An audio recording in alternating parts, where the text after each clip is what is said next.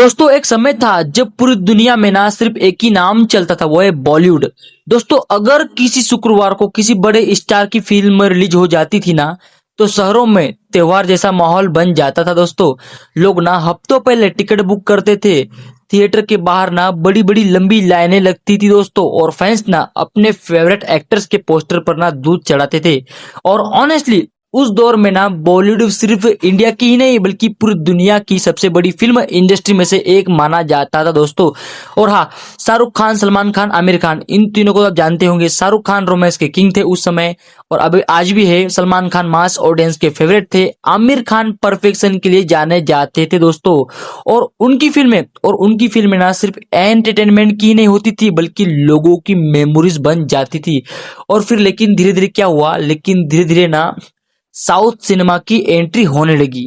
South cinema की entry होने लगी जिससे पहले नॉर्थ इंडिया में सिर्फ रीजनल सिनेमा समझा जाता था, और वही साउथ सिनेमा ना आज के टाइम पे इंडिया पर डोमिनेट करता दिखाई दे रहा है दोस्तों। आज हालात ये है कि सोशल मीडिया पर ना साउथ स्टार ज्यादा ट्रेंड करते हैं।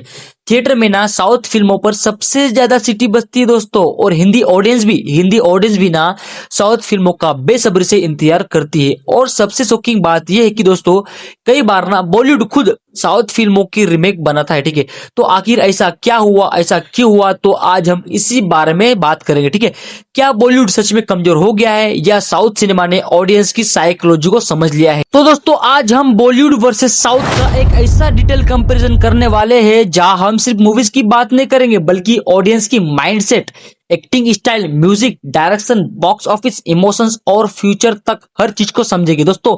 बिलीव मी, वीडियो खत्म होने तक शायद आपका नजरिया ही बदल जाए। दोस्तों अगर हम 2000 से तो 2015 तक का दौर देखें ना, तो ऑनेस्टली बॉलीवुड अपने गोल्डन एरा में था। उस समय ओटीटी प्लेटफॉर्म नहीं थे, इंस्टाग्राम रील्स नहीं थी, यूट्यूब इतना बड़ा नहीं था दोस्तों।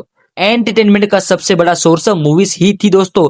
और उस समय ना बॉलीवुड ऑडियंस की हर इमोशन को परफेक्टली समझता था। अगर किसी को रोमांस चाहिए था ना, तो कल हो ना हो, दिल वाले दुल्हनिया ले जाएंगे। अगर फैमिली इमोशन चाहिए था ना, तो कभी खुशी कभी गम। अगर कॉमेडी चाहिए थी तो हेरा फेरी। और अगर मीनिंगफुल सिनेमा चाहिए था ना, तो थ्री इडियट्स। और उस समय ना बॉलीवुड हर तरह का कंटेंट बना रहा था दोस्तों। और सबसे बड़ी बात यह कि उस समय बॉलीवुड मूवी सिर्फ इंडिया में नहीं बल्कि पूरी दुनिया में देखी जाती थी, जैसे कि मिडिल ईस्ट, यूके, यूएसए, हर जगह बॉलीवुड सॉन्ग्स और स्टार फेमस थे।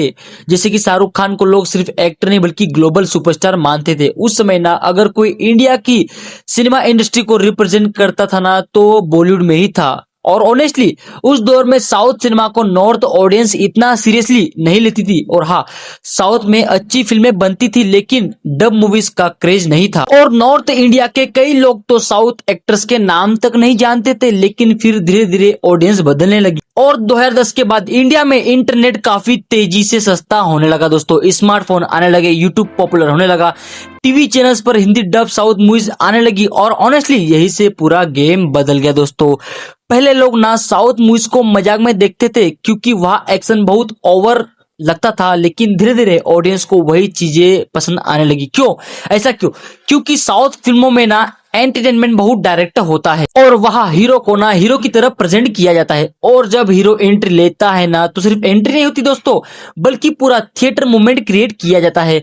और बैकग्राउंड म्यूजिक इतना पावरफुल होता है कि ऑडियंस ऑटोमेटिक हाइप फील करने लगती है। और सबसे इंपॉर्टेंट बात यह है कि साउथ की जो मूवीज है ना, साउथ मूवीज ऑडियंस को बोर नहीं करती बल्कि उस फिल्म में हर कुछ मिनट में कुछ एक्साइटिंग होता रहता है दोस्तों। यही रीजन था कि टीवी पर आने वाली हर डब साउथ मूवीज धीरे धीरे वायरल होने लगी। लोग यूट्यूब पर साउथ मूवीज क्लिप्स देखने लगे, और डायलॉग्स, जो साउथ मूवीज के जो डायलॉग है ना, वो वायरल होने लगे दोस्तों। हीरोज एंट्रीज की मेमेज बनने लगी, और फिर आया वो मोमेंट जिसने इंडियन सिनेमा को बदल ही दिया। और 2015 में रिलीज हुई बाहुबली द बिगिनिंग दोस्तों। ऑनेस्टली इस फिल्म ने सिर्फ साउथ सिनेमा नहीं बल्कि पूरे इंडियन सिनेमा का फ्यूचर ही बदल दिया। लोग शॉक हो गए कि भाई इंडिया में भी इतनी ग्रैंड स्केल फिल्म बन सकती है। इसमें visuals, war scenes, VFX, background music, emotion, इसमें सब कुछ ना इंटरनेशनल लेवल का फील दे रहा था। और सबसे बड़ी बात, फिल्म सिर्फ विजुअल्स पर नहीं चल रही थी, इसमें इमोशन भी इक्वली स्ट्रॉन्ग था दोस्तों। ऑडियंस कैरेक्टर से कनेक्ट कर रही थी। और फिर क्लाइमेक्स में वो आइकॉनिक क्वेश्चन, कटप्पा ने बाहुबली को क्यों मारा, कटप्पा ने बाहुबली को क्यों मारा भाई, पूरा इंडिया इसी सवाल पर डिस्कस कर रहा था। और social media, YouTube, memes, theories, हर जगह सिर्फ बाहुबली बाहुबली बाहुबली बाहुबली। और जब दोस्तों बाहुबली 2 द कंक्लूजन रिलीज हुई ना, तो उसने इंडियन बॉक्स ऑफिस की डेफिनेशन ही बदल दी। उस दिन बॉलीवुड वालों को पहली बार यह रियलाइज हुआ दोस्तों कि साउथ सिनेमा अब सिर्फ रीजनल नहीं रहा बल्कि नेशनल बन चुका है। और बाहुबली के बाद ऑडियंस की ना एक्सपेक्टेशन ही बदल गई। अब ऑडियंस ना बड़े स्केल की मूवी चाहती थी, गुजबम मूवमेंट चाहती थी, थिएटर एक्सपीरियंस चाहती थी। और इसी दौरान आया केजीएफ चैप्टर 1, हमारे रॉकी भैया की फिल्म। रॉकी भैया का attitude, dark visuals, powerful dialogues, background music, audience ना पूरी तरह कनेक्ट हो गई थी इस फिल्म से दोस्तों। और फिर आया केजीएफ चैप्टर 2। इस फिल्म ने मास सिनेमा को नेक्स्ट लेवल पर पहुंचा दिया। और उसके बाद आया पुष्पा द राइज। ये आपकी फेवरेट फिल्म हो सकती है, मुझे कमेंट में जरूर बताना आपकी फेवरेट फिल्म कौन सी है, केजीएफ या पुष्पा, ठीक है। फिर आया पुष्पा द राइज, झुकेगा नहीं साला। दोस्तों ये डायलॉग ना पूरे इंडिया में ट्रेंड करने लगा।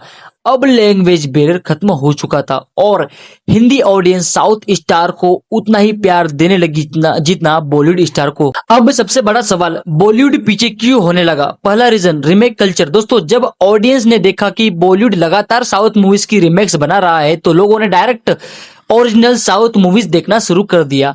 दूसरा रीजन, वीक राइटिंग। दोस्तों आज ऑडियंस स्मार्ट हो चुकी है। अब सिर्फ बड़ा एक्टर फिल्म हिट नहीं कर सकता बल्कि स्टोरी भी स्ट्रांग होनी चाहिए, कैरेक्टर्स मेमोरेबल होनी चाहिए। तीसरा रीजन, ऑडियंस डिस्कनेक्टेड। दोस्तों कई लोगों को लगने लगा कि बॉलीवुड रियल इंडिया से दूर होता जा रहा है और सोशल मीडिया भी ब्लैकलिस्ट ने सिचुएशन को खराब कर दी। लेकिन इसका मतलब यह नहीं है कि दोस्तों बॉलीवुड अब खत्म हो गया है। अगर बॉलीवुड स्ट्रॉन्ग कंटेंट देता है तो ऑडियंस आज भी सपोर्ट करती है, जैसे कि पठान, जवान इसका प्रूफ है ना।